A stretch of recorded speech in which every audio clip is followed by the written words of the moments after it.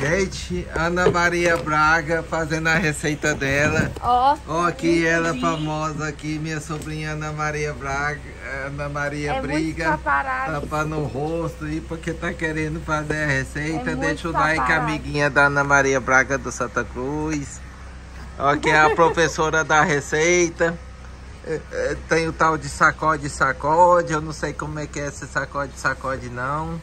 Vem cá, professora, eu passo um passo. Ah, já botei, sabe? Um leite condensado e 2 cremes de leite. Coloca um leite condenado, 2 cremes sem leite. Não, para de gravar. Pega a tesoura que tá ali em cima do freezer. Aí vai uma tesoura também. Eu não sei onde é que bota não, pessoal. Para de gravar.